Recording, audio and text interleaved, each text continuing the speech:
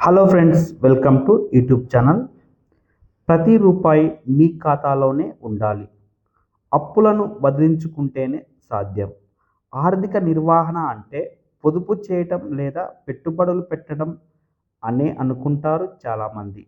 కానీ ఆర్థిక నిర్వహణ అంటే పొదుపు, మదుపుతో పాటు భవిష్యత్తులో వచ్చే ఖర్చులకు సిద్ధంగా ఉండటం. అప్పులు లేకుండా ప్రతి రూపాయి మన ఖాతాలోనే ఉండటం. చిన్న చిన్న ప్రణాళికలను అమలు చేస్తూ రుణాల తిరిగి చెల్లింపు కోసం నెలవారీ కట్టే వాయిదాలను, సాధారణ ఖర్చులను సమతౌల్యం చేసుకోవడం, ముఖ్యంగా అప్పుల భారాన్ని తగ్గించుకోవాలి.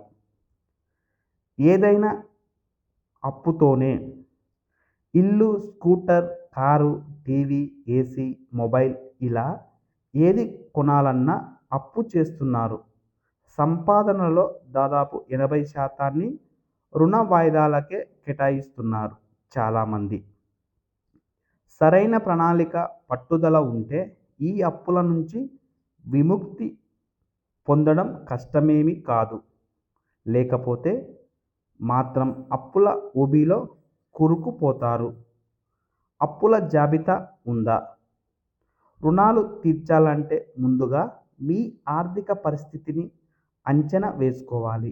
మీ ఆదాయం, ఖర్చులు, ఆస్తులు, అప్పుల గురించి స్పష్టమైన అవగాహన ఉండాలి. మీ అప్పుల జాబితా తీయండి. వాటి వడ్డీ రేట్లు, కనీస చెల్లింపులు, గడువు తేదీ రాయండి. అప్పు తీర్చేందుకు 2 పద్ధతులలో ముందుకెళ్లొచ్చు. అత్యధిక వడ్డీ ఉన్న అప్పులపై దృష్టి పెట్టడం, లేదా చిన్న అప్పులను ముందుగా తీర్చేయడం. మీ ఆర్థిక పరిస్థితి ఏ పద్ధతికి సహకరిస్తుందో అంచనా వేయండి. బడ్జెట్ రూపొందించుకుని దానికి కట్టుబడి ఉండటం అలవాటు చేసుకోవాలి. రూపాయి ఆదా చేస్తే రూపాయి సంపాదించినట్లే. అవసరాన్ని బట్టి ఆర్థిక నిపుణులను సంప్రదించి తగిన సలహాలు తీసుకోవడము మంచిదే. అంతిమ లక్ష్యం అప్పు తీర్చడమే అన్నట్లుగా కాకుండా మీ దీర్ఘకాలిక ఆర్థిక లక్ష్యాలకు ప్రాధాన్యం ఇవ్వడం మర్చిపోవద్దు. ముఖ్యంగా పిల్లల చదువులు, మీ పదవి విరమణ ప్రణాళికపై దృష్టి పెట్టండి.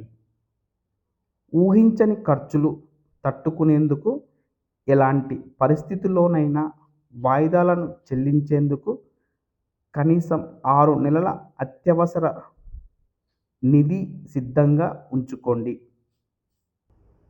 ఇలా ప్రయత్నించండి. మీ ఆదాయాన్ని పెంచుకునేందుకు ఉన్న మార్గాలను అన్వేషించండి. దీనివల్ల మీ రుణ చెల్లింపుల ప్రక్రియలను వేగవంతం చేయొచ్చు. ఏకీకృతం చేయండి. అనేక అప్పులను నిర్వహించడం చాలా కష్టం. అధిక వడ్డీ రుణాలన్నింటినీ కలిపి ఒకే రుణంగా మార్చుకునేందుకు ప్రయత్నించొచ్చు. ఉదాహరణకు 2-3 వ్యక్తిగత రుణాలకు బదులు గృహ రుణంపై టాపప్ తీసుకోవచ్చు. మీకు మంచి క్రెడిట్ స్కోరుంటే తక్కువ వడ్డీకి రుణం పొందేందుకు వీలుంటుంది. మీ ప్రస్తుత గృహ రుణాన్ని తక్కువ వడ్డీకి మార్చుకోవచ్చు. క్రమం తప్పొద్దు. రుణ వాయిదాలను ఆలస్యంగా చెల్లిస్తే అపరాధ రుసుములు తప్పవు. వాయిదా ఆలస్యమైతే క్రెడిట్ స్కోరుపైన ప్రభావం పడుతుంది. సమయం మించిపోకుండా వీలైతే గడువు తేదీకి ముందే కార్డు బిల్లులు చెల్లించడం మంచిది. వాయిదాలకు సరిపోయే మొత్తం ఎప్పుడూ మీ ఖాతాలో ఉండాల్సిందేనని మర్చిపోవద్దు. వేగం పెంచండి. అధిక వడ్డీ రేటుకు లభించే వ్యక్తిగత రుణాలు, క్రెడిట్ కార్డులు కోరుకున్న జీవన శైలికి ఆర్థిక సహాయం చేస్తాయి. కానీ ఇవి ఎక్కువ సమయం కొనసాగించకుండా సాధ్యమైనంత వరకు వీటి అవసరం లేకుండా ఖర్చులు ఉండాలి. అత్యవసరాలలోనే వీటిని ఉపయోగించుకోవాలి. క్రెడిట్ కార్డులతో అధికంగా ఖర్చు చేస్తుంటే ఖచ్చితంగా కట్టడి చేయాల్సిందే. తక్కువ పరిమితితో ఉండే ఒక క్రెడిట్ కార్డ్ మాత్రమే వాడాలి.